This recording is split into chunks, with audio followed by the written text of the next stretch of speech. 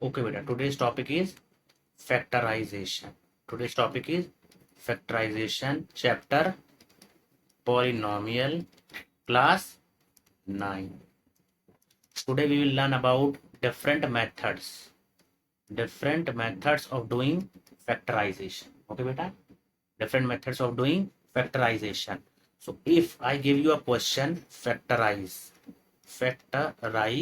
Question number 1, 12x square minus 7x plus 1. This is from your book. So how can you solve this question? First of all, you will see, beta, it is your quadratic equation. It is your quadratic equation. And how you come to know about it, that it is quadratic? First of all, in quadratic equation, the variables power is 2. Variables power is 2. You can see its power is power of 2. Power of, okay, this is quadratic equation in one way. Okay, so we will now solve this question. 12x square minus 7x plus 1. 12x square minus 7x plus 1. Question number 1 of today. Okay. Yes. So first of all, you will see there is 3 terms. How many terms? 3. Number 1, number 2, and number 3. Okay. So what you will do, beta, you will first of all see the multiplication of first and third term. Multiplication of first and third term. Okay. So multiplication of first and third term is 12 into 1. You will get 12, right? Now you have got 12. So you will see the LCM of 12. LCM of 12. तो सबसे पहले क्या करोगे? 2 से करोगे बेटा आप, then 2 से करोगे, then 3 से करोगे. Okay? Am I right? Am I right? Yes. Yes. So you will see 2 into 3. So 2 to the 4, 4 3 is 12. And now you will see the second term. Here it is minus 7. Here it is minus 7. So basically what is the logic behind this beta of doing LCM? कि आपका जो multiply करने पर first and third term का वही आना चाहिए जो आपका यहाँ पर आ रहा है. ठीक है. और दूसरी चीज कि आप इसको सम करो या ऐसे 2 टर्म लो. कितने टर्म लेना है बेटा आपको? इन यहाँ पर 3 दिख रहे ना आपको, 2 into 3. इसको आपको 2 बनाना है, जिसको आप बनाने पे अगर जोड़ोगे या घटाओगे तो क्या आना चाहिए? -7. क्या आना चाहिए? -7. तो सबसे पहले हम लोग क्या करते हैं, देखो trial error and trial basis पे करेंगे. देखेंगे 2 into 3. तो अगर मैंने 2 2 जा कर लिया, क्या आ जाएगा बेटा? 4 आ जाएगा, नहीं आ जाएगा? और यहाँ 3 बचेगा. तो देखो 4 और 3 को अगर मैं जोड़ रहा हूं, क्या आ रहा है?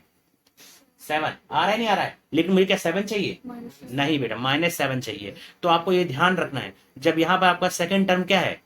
माइनस में. किस में है? माइनस में. और आपका ये जो थर्ड टर्म है किस में है? प्लस में. इसका मतलब अगर यार जब हम मल्टीप्लाई करें तो -7 कट जाना चाहिए.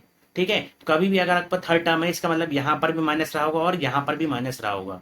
अब ऐसा कैसे हुआ? देखो माइनस और माइनस इसीलिए आया क्योंकि जब मैं -4 को -3 से मल्टीप्लाई करूंगा तो क्या हो जाएगा? सबसे पहले मेरा माइनस से माइनस साइन कट जाएगा और 12 आ जाएगा, जो मुझे चाहिए था.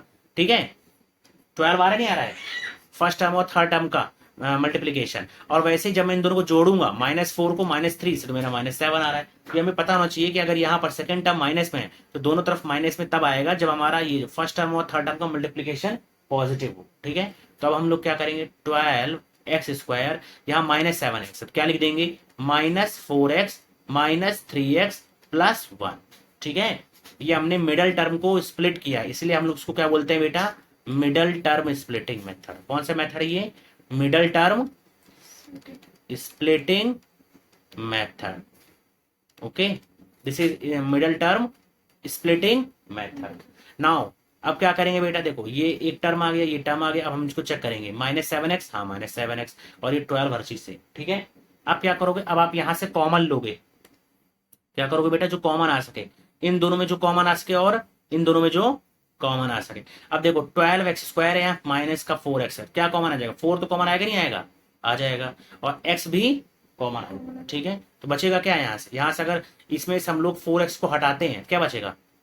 बताओ क्या बचेगा? नहीं बेटा, यही आपको ध्यान देना है कि आपने 4 को हटाया. इसको आप लिख सकते हो 12 को 4 into 3. जब 4 चला गया, बचा क्या? 3, और यहाँ से एक्स स्क्वायर है, एक्स स्क्वायर को आप लिखते हो एक्स इंटू एक्स, एक्स चला गया, बचा क्या एक्स। ठीक है, यहाँ माइनस का 4x है, तुमने 4x लिया, माइनस तो रहेगा ही, लेकिन 4x पूरा गायब कर दिया तो क्या बचेगा 1। क्लियर यहाँ तक बेटा। देन आप क्या करोगे, यहां से देखो यहाँ पर 3x प्लस 1 है, तो यहां से आप माइनस का 1 कॉमन ले लो। क्या कॉमन ले लो, माइनस का 1, तो माइनस से मैंने हटा दिया तो बचा क्या यहाँ पर प्लस का 3x। क्या बचा प्लस का 3x, यहां से यहाँ प्लस में है, ठीक है, और इससे मैंने माइनस खींच लिया तो यहाँ पर माइनस आ जाएगा। क्या आ जाएगा माइनस का 1। ठीक है, और हमेशा याद रखना, आपके लिए हिंट होगा कि आप करेक्ट कर रहे हो या रॉन्ग कर रहे हो, कि जब भी आप कॉमन लोगे तो जो ये वाला ब्रैकेट बनेगा और जो ये वाला ब्रैकेट बनेगा वो दोनों सेम होगा। क्या होगा बेटा, सेम होगा। अब ध्यान से देखना, मैं वेरीफाई करने जा रहा हूँ। 4x को 3x करेंगे तो माइनस 12x स्क्वायर आएगा, देखो राइट है। फिर 4x को -1 से करेंगे तो क्या आ जाएगा -4x, राइट है। जब -1 को 3x से करेंगे तो क्या आएगा बेटा -3x, तो भी राइट है। और फिर मैं -1 को -1 से करूँ तो क्या आएगा प्लस का 1। आ रहा है नहीं आ रहा है, तो ये भी मेरा राइट है। ठीक है, यही आपको पकड़ना था। अब इसको इसको एक साथ ले लो, 4x -1 और क्या आ जाएगा 3x -1। ठीक है, यहाँ तक क्लियर है नहीं, तो 4x -1 और 3x -1। अब आगे क्या करेंगे, आगे यहाँ कर दूं, क्या यहाँ पर कर दूं यहाँ, ठीक है। 4x -1 है तो इसको लिख लेंगे बेटा 4x -1 बराबर 0। ठीक है, तो 4x बराबर 1 इधर आ जाएगा और नीचे क्या चले जाएगा, नीचे भी कुछ नहीं जाएगा। ठीक है, अब यहाँ से 4 इसको नीचे ले जाएंगे तो 1/4, तो एक एक्स क्या आ गया 1/4, और दूसरा क्या आ जाएगा इसी तरह 1/3। ठीक है, और आपका यही आंसर है। क्या है, यही आपका आंसर है। ठीक है ना, बस यही है। जब आपसे एक्स की वैल्यू बोलेगा तो आपको ये निकाल के दे देना है। अगर आपके एक्स की वैल्यू ना बोले, क्या ना बोले, एक्स की वैल्यू ना बोले। ठीक है, ये कौन सा क्वेश्चन था यार, 12, ये अलग अलग क्यों आ रहा है। अच्छा ठीक है, हाँ क्लियर है। तो 3x -1 और 4x -1 ये आ रहा है ना, ओके, ये क्लियर हुआ नहीं हुआ। ठीक है, चलो।